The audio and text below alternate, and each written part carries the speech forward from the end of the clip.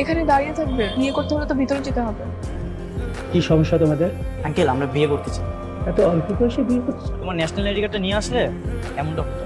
আমি কি ইচ্ছে করে করেছি নাকি? মা তো সবকিছু তো আলামে রেখে দিয়েছিল, তাই আনতে পারি। তুমি যে আসছো এটাই অনেক।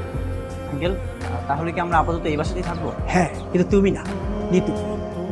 তুমি থাকবে মারুতির সাথে ব্যাস। নিতু এ হচ্ছে আমার একমাত্র ছেলে শিব। নিতুর সাথে ভালো বন্ধুত্ব করবে। নিতুর সাথে আমি তোর বিয়ে দেব। এত লেট করলে যে? উনি কে? বলেছিলাম না কাজী আঙ্কেল একটা ছেলে আছে, ও হচ্ছে সেই শিব। নিতু গতকালকে যার কথা বলেছিলে তিনি উনি? আমরা দুজন কয়েকদিন পর বিয়ে করবো। আমার জন্মসনদে কার্ডটা হয়ে গেলেই আমাদের বিয়ে হয়ে যাবে। মানে? আমি তো গ্রাম থেকে পালিয়ে এসেছি বিয়ে করার জন্য। আমার আইডি কার্ড নেই তো, তাই আপনার বাবা বলেছে আমাকে কার্ড করে দিবে। তার মানে বাবা নিটুকে জোর করে এই ছেলেকে সরিয়ে দিয়ে আমার সাথে বিয়ে দিতে চায়? আপনার বাবা না প্রচন্ড ভালো মানুষ, সে তার নিজের সন্তানের মতো আমাদের সাহায্য করছে, তা না হলে আমরা কিছুই করতে পারতাম না, তাই না?